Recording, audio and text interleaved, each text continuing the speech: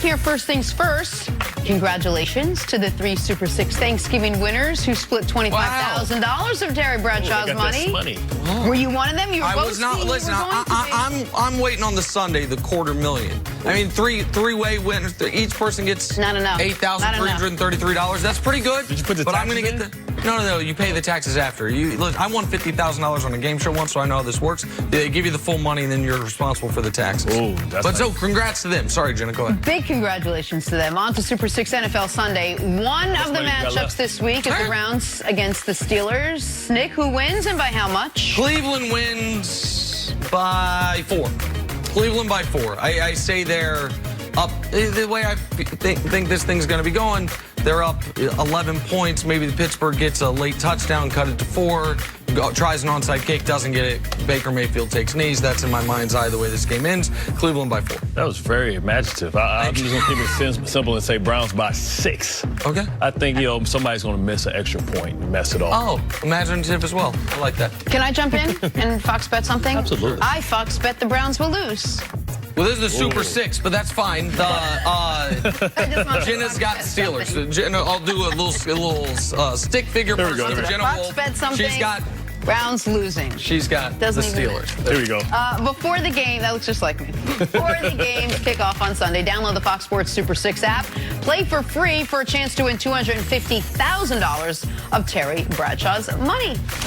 All right, switching gears, time for stories to start your morning, and it will be a long morning for Cowboys fans. All the turmoil surrounding Jason Garrett culminating in a 26-15 loss to the Buffalo Bills yesterday. Despite taking the L, Jerry Jones says he's sticking with Jason Garrett for the season. Nick, is that the right move? Nope. There's no reason to do it. There's none whatsoever. Jerry Jones is keeping the illusion alive that the Cowboys could rally to make the Super Bowl. The Super Bowl, much less the playoffs.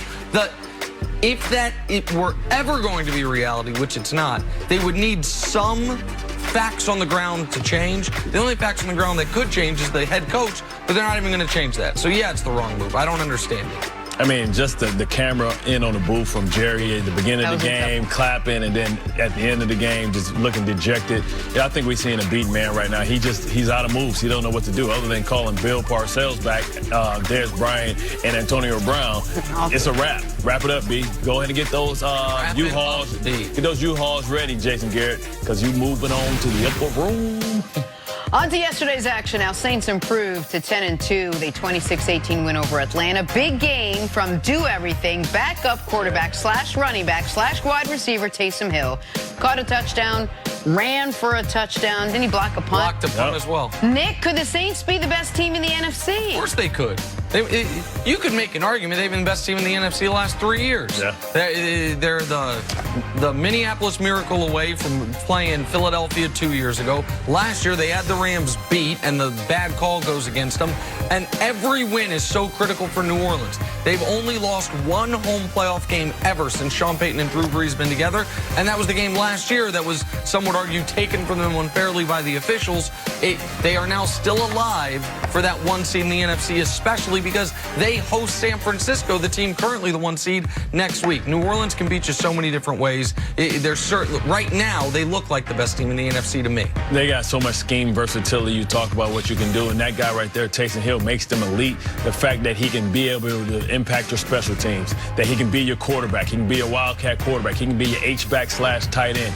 Somewhere along the near future, the next 2 or 3 years, somebody's going to take a chance on giving this young man the opportunity to be a starting quarterback, much like we saw with Cordell Stewart, and we're going to see if he really has what it takes to be just a quarterback and not a / Swiss Army knife. Before we move on, early in the year, you caught a lot of crap for saying the Saints had 2 quarterbacks better than Dak Prescott, Drew Brees and Teddy Bridgewater. Want to up the ante and say 3? You want to do it, Bart? I would say 3, and I'm thankful for you putting me on the record, because when we wind back that wonderful beam footage, we see that Bart Scott's always right. Blado, a.k.a. Barstradamus. My God. All right, Baker and the Browns looking to keep the momentum going Sunday against the Steelers. They've won 3 in a row to claw back into the playoff picture. Nick, you like Cleveland's chances on Sunday? I do. Listen, playoffs have essentially already started for Cleveland. They've got 1 loss to play with the rest rest of the season, maybe, but it can't be to Pittsburgh because Pittsburgh's one of the teams they're chasing. They beat Pittsburgh. They didn't get the winless Bengals, and then at Arizona, a live Arizona team, but they have a viable path to 8-6 heading to their home game against Baltimore in Week 16. A loss for Pittsburgh here would really stunt whatever momentum they had been building. Yeah, I think they can win. I think they will win. And I think this comes down to Week 17 with the Browns fighting with whoever is going to finish second in the AFC South for that final playoff spot. I believe so as well, man. When you look at their record, Cincinnati, everything you alluded to, Arizona, Cincinnati again. And also, if they get into playoffs, this is a dangerous football team because you get that new lease on life, and with the running game with Hunt and Chubb being able to salt games away, that's what you need when you want to win in November and December / the playoffs. It's about being able to salt games away. Most games come down to, can you convert 4th and 1 or can you defend 4th and 1? And they have defensively playmakers on both sides of the ball, and Baker's starting to play a lot better. All right, now on to Aaron Rodgers and the Packers trying to right the ship after getting destroyed by the 49ers in Week 12. Lucky for them, there are calm seas ahead in Sunday's matchup against the 2-9 Giants. Just don't tell the Giants that. But Aaron Rodgers knows it's on him to turn things around. Take a listen. We're right in the mix where we want to be, playing meaningful games in December. But I think we got to play a little bit better going forward if we want to get to where we want to go. This team has obviously a lot of goals. It starts with the North, and everything kind of opens up from there. The key is for us is we're going to obviously have to stay healthy, but we got to play a little bit better on all three phases. Offensively, I got to take the lead and get hot in December here. We got to start finding ways to get the ball to our guys all the time.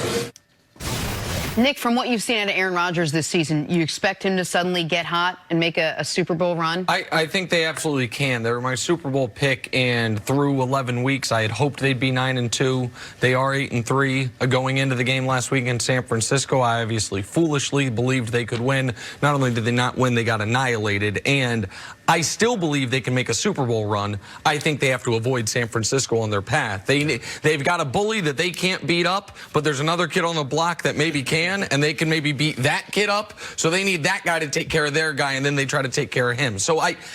But the question about Rodgers is the incumbent one, because Aaron Rodgers turns 36 years old in a couple days, and we have been much like the example I've used is Carmelo Anthony and Dwayne Wade were maybe led astray a bit by how great LeBron was in years 14, 15, 16, 17, changed what their realistic expectations of where they should have been in their careers those years.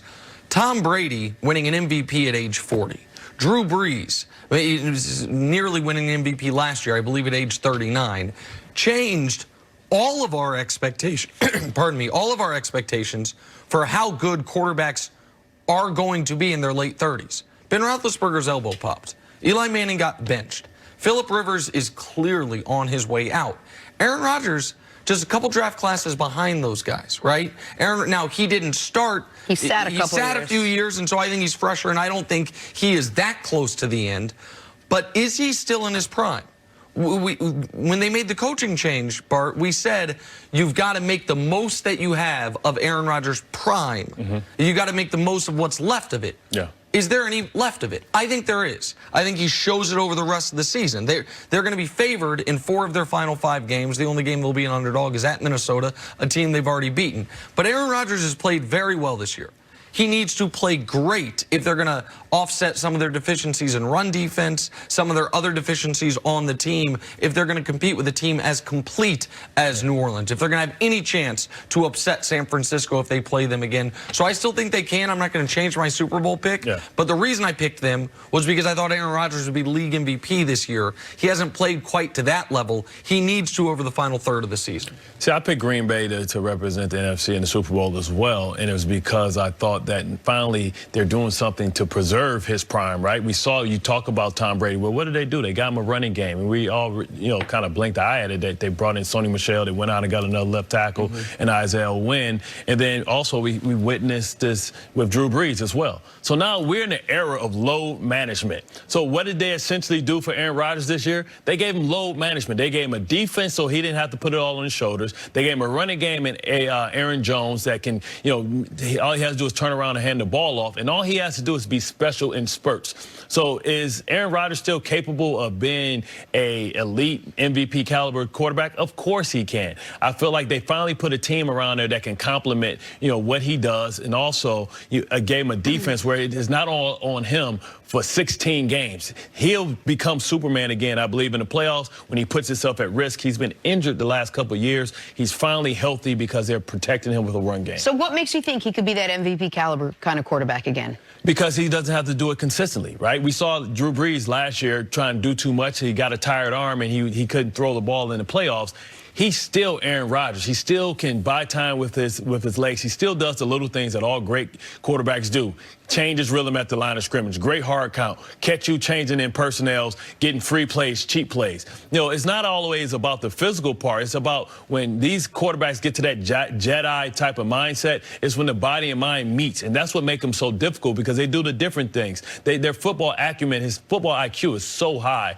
And, it's just like you said, the bully beat the bully. They can't beat San Francisco because just stylistically is not a great matchup, but they can beat New Orleans, who's not as physical. And New Orleans might be able to beat San Francisco. New Orleans or Seattle could beat San Francisco. Exactly, and then they're capable of beating those teams. So we always have that one team that's just a bad matchup for us. It's only, the good thing is there's only one, and not the rest of the NFC/the NFL. And lastly, the other reason that I believe in the Packers and Rodgers' ability to be the guy he was a few years ago is that when we talk about quarterbacks not having a bunch of weapons, like with Brady, we've talked about that.